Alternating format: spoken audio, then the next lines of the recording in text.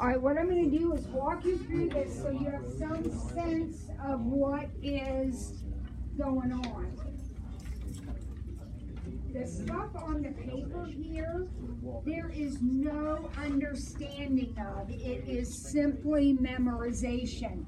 So that when I say the word sine to you in math class, S-I-N-E, sine, you will immediately think opposite over hypotenuse or y over r. The abbreviation for sine is SIN.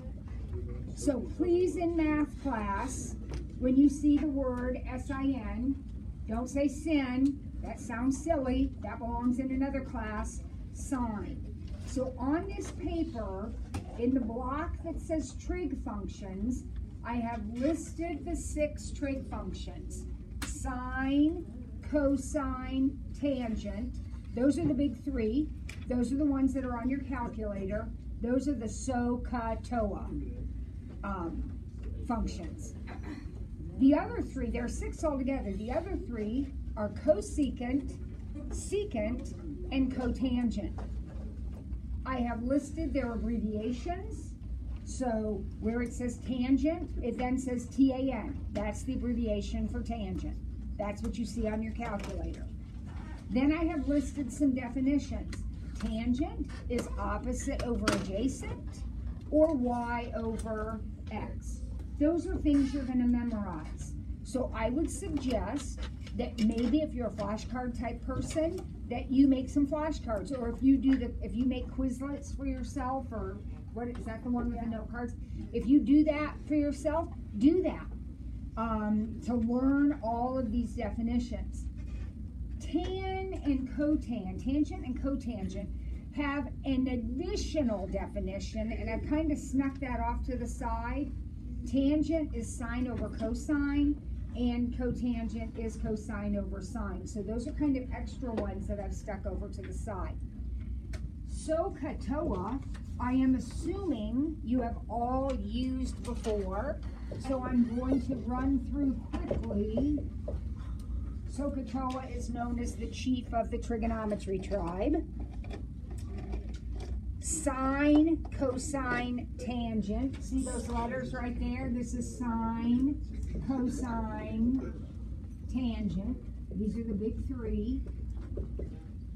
OH stands for opposite over hypotenuse. AH stands for adjacent over hypotenuse. And OA stands for opposite over adjacent. In a right triangle, and right now we are doing only right triangle trigonometry. SOHCAHTOA, because it has H's for hypotenuses, is only right triangle. In a right triangle, wherever the angle is, and this is the Greek letter theta, which is used to denote angles. Trigonometry was developed by the Greeks, so there are a lot of Greek letters that show up in it. So wherever theta is, the side across from it is called the opposite side, and the side next to it is called the adjacent side. This, of course, is the hypotenuse regardless. The hypotenuse is the longest side across from the right angle, right? So if theta happened to be up here, then this would be the opposite side, this would be the adjacent side, and this, of course, is the hypotenuse. Opposite and adjacent move depending on where the angle is that you are using. So if you are referencing this angle, then the sine would be this side over this side. If you were referencing this angle, the sine would be this side over this side. Opposite and adjacent depend on where your angle is. Got it? Opposite is the one that's across from the angle. Adjacent is the one that touches it. Hypotenuse is hypotenuse, regardless. Okay? Now, of all the right triangles in the world, and you know this because you've studied them already, there are two very special right triangles. They are the 30, 60, 90 triangle and the 45, 45, 90 triangle. Now, I have drawn these on the board differently than I drew them on the paper on purpose. It's not about how you draw the triangle. It's about the relationship between the sides and the angles. In a 45, 45, 90, this is called an isosceles right triangle. The sides across from the 45s, the congruent sides are 1 and the hypotenuse is √2.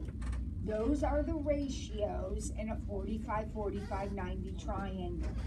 The 45s are 1s and the hypotenuse is a √2. Now, some of you are sitting there thinking, I don't care about this, it's not till January. Kids, first of all, we're going to talk about this the rest of this week. And second of all, I'm not backing up. This is critical. You will not survive if you don't know this. And you'll find out what I mean in a couple days when we start doing problems. You need to know this. In a 30, 60, 90, the side across from the 30, wherever the 30 is, the side across from it is 1. The side across from the 60 is √3. And the side across from the 90 or the hypotenuse is 2. So always across from the hypotenuse. Any 30, 60, 90, this will never change, ever. In a 30, 60, 90, across from the 30 is 1, across from the 60 is √3, across from the 90 is 2. Joe? So always across from the hypotenuse is 2 or √2. Always. These aren't ever going to change. Ever. In your whole math life, those are not going to change.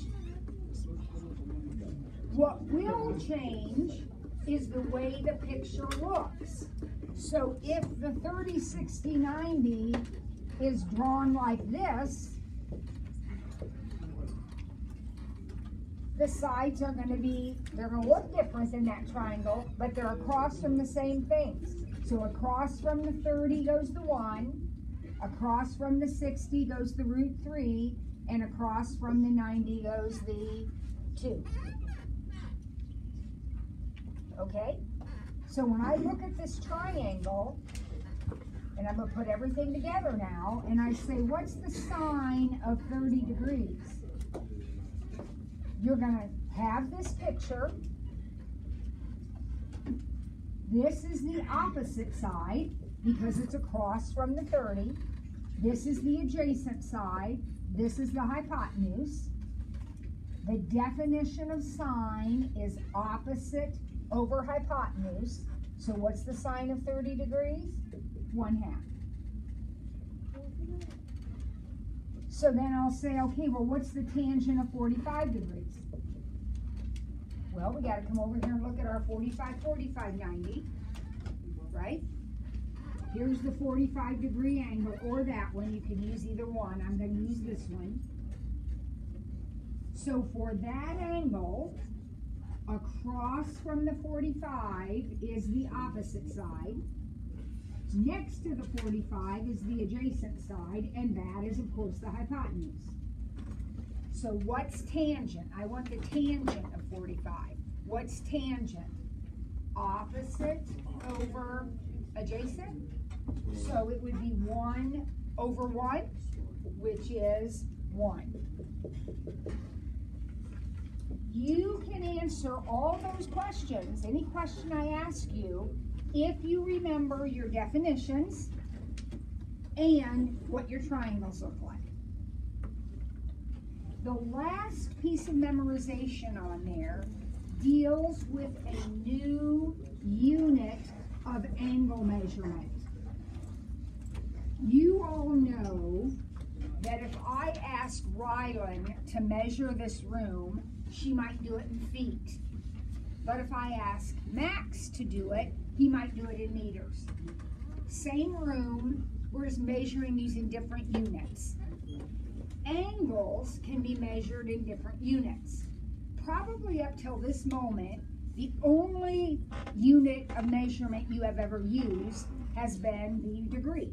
You've measured angles in degrees. Well, there is another unit of measurement called the radian. And what you need to remember is what I wrote right there on the sheet. Pi radians is the same as 180 degrees. Right? I wrote it there. You don't know that now, you do. It's written right there. So then I added on and said, okay, if we know that pi is the same as 180 degrees, then what if I have a problem that involves pi over 2? Pi over 2 would be 90 degrees. Pi over 3 would be 60 degrees, and so on, and so on, and so on. Okay? So, we need to begin immediately memorizing the stuff on our bold sheet so that we can do problems using this stuff. Right? Let's all sit down a minute. I don't think I heard myself say it was time to go.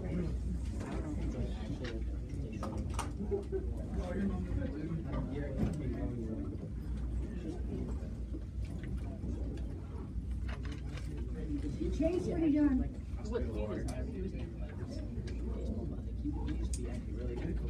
Well, let's not use up a whole box of Kleenex, boys. If we spill water, we'll have to go get some paper towels and clean it out. I think I have some paper towels in the closet. All right, guys, I'm sure we've had this conversation before, but polite, respectful people don't get up in the middle of when someone's talking to them, right? That was rude. Don't do it again. Gotta get this stuff memorized if we're gonna be successful in the second semester. All right, go.